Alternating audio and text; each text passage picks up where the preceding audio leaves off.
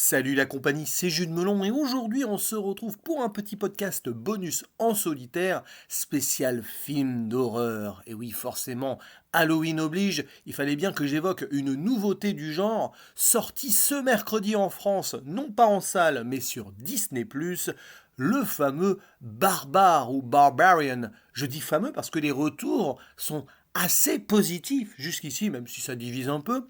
Et donc, ce brûlot est réalisé par Zach Cregger, que je ne connaissais pas personnellement. Il s'était jusqu'ici spécialisé plutôt dans l'humour, mais il tente quelque chose d'autre.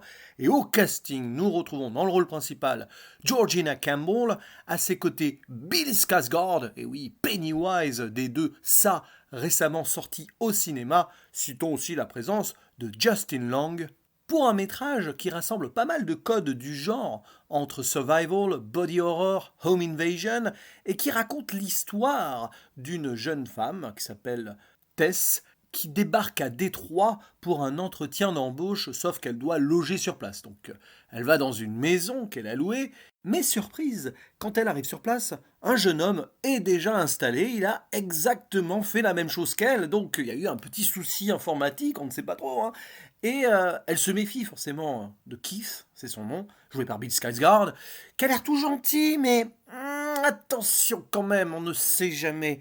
Donc les deux vont devoir s'apprivoiser ou pas, j'en dis pas plus, et il va se passer des choses forcément dans cette maison qui peut-être renferme certains secrets. Et après, eh bien, le film va partir sur des directions un petit peu surprenantes que je ne vais pas spoiler ici, mais impliquant un troisième personnage nommé AJ, qui est un acteur de sitcom et qui a eu un gros souci avec une femme qui l'accuse de viol. Donc, vous allez me dire, mais quel est le rapport? Eh bien, justement, on se pose la question pendant une dizaine, vingtaine de minutes, jusqu'au moment où on se rend compte qu'en fait, il s'agit du proprio de cette maison. Donc voilà, tout ceci va ensuite s'entremêler et on va se retrouver avec le trio peut-être face au même danger ou euh, une des personnes qui viendra aider l'autre. Je n'en dis pas plus, je reste volontairement vague en vous lançant des pistes comme ça pour vous donner envie de regarder un film qui mérite d'être vu. Même si je l'avoue, je ne serai pas aussi enthousiaste que certains de mes collègues, notamment sur Twitter, parce que certes, ça fonctionne hyper bien sur le côté train fantôme, effet gore, angoisse, on va y revenir sur quelques détails sans trop en dire, mais sur le plan scénaristique, je vois l'idée, je vois le propos derrière, enrobé d'un message social intéressant, pas pour rien que la ville de Détroit a été choisie, mais ça mérite à mon avis plus d'approfondissement et le choix ici a été d'être plutôt évasif pour justement renforcer quelque part le mystère et le malaise. C'est un parti pris que je respecte, mais à certains moments, quand on veut épater et ancrer un tel film peut-être sur la durée, à mes yeux ça ne suffit pas. Cependant, on passe un excellent moment assez flippant. Tout ce qui se passe, sans trop en dire, dans les souterrains de la maison, ça fonctionne à merveille. Il y a une mise en scène qui met en avant, on va dire, la terreur que vivent les personnages. Là aussi, je reste volontairement vague, avec des apparitions un peu bizarres et assez bien faites visuellement. Il y a un propos intéressant sur l'Amérique d'aujourd'hui et d'avant. Là aussi, je reste un petit peu évasif, qui est là, à la rigueur, se suffit à soi-même, même si justement, à certains instants, on se dit n'hésite pas à en dire un peu plus quand même, ça nous permettrait de questionner plus en profondeur la psychologie de certains protagonistes, voire le côté social justement qui est dépeint à travers plusieurs décennies en soi, parce que oui, il y a un jeu sur le temps également. Et par contre, ça gère forcément bien en retour tout ce qui peut être faux semblant, apparence comme ça, donc on doute avec les personnages, et on se demande qui est le salaud, qui est le gentil. On voit aussi l'évolution des pensées, notamment du personnage, là, acteur de sitcom qui a fait une grosse connerie, et qui va se retrouver face à quelque chose qui va le remettre en question, ouais.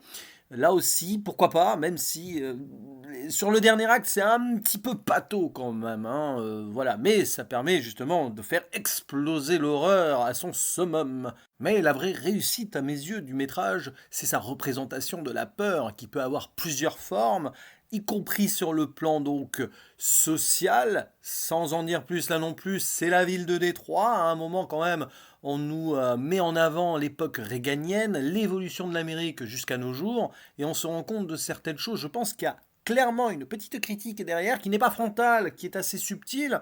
Et là, donc, je rejoins l'idée de ce parti pris qui parfois un peu me dérange.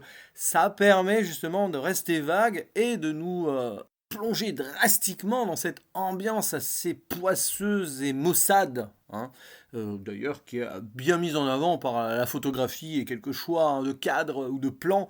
Mais là, je vais me répéter par rapport à ce que j'ai dit plus tôt, notamment par rapport au souterrain de cette maison assez labyrinthique qui renferme forcément des secrets assez obscurs, qui pourraient d'ailleurs jouer sur les personnages, évidemment. Voilà, donc il y a aussi, et je finirai là-dessus, volontairement sans trop développer, hein, vous avez compris, je décide de faire ça sans spoiler, donc ça paraît un peu cryptique ce que je dis, mais voilà, encore une fois c'est volontaire. Il y a donc ce message sur la place de la femme dans la société, alors américaine, occidentale, tout ce que vous voulez, entre justement le passé, puisqu'il y a un moment où on voit donc ce qui a pu se passer il y a une quarantaine d'années, et aujourd'hui. D'où d'ailleurs l'intérêt du personnage de Tess qui débarque dans cette maison au début avec ce jeune homme qui a l'air bien sous tout rapport, mais elle se méfie beaucoup. Parce que oui, la vérité est là, aujourd'hui, être une femme dans la société, ce n'est pas forcément plus simple qu'auparavant, et d'ailleurs ceci est renforcé par le personnage d'AJ qui a donc abusé d'une de ses employées ou collègues, je ne sais pas. Donc voilà, je vous conseille ce barbare qui est assez ingénieux sur pas mal de points, qui rend hommage aussi à une certaine forme d'horreur old school ou récente. J'ai pensé notamment à Rec pour donc un personnage en particulier, hein, sur lequel je n'ai absolument rien dit, et forcément, sinon, j'aurais été obligé de révéler certaines choses. Voilà, donc un bon petit brûlot moderne qui convoque pas mal d'idées horrifiques déjà vues. Il n'y a rien de forcément novateur non plus, mais ça se laisse regarder et c'est parfait en cette période particulière. N'hésitez pas à dire en commentaire ce que vous pensez de ce brûlot.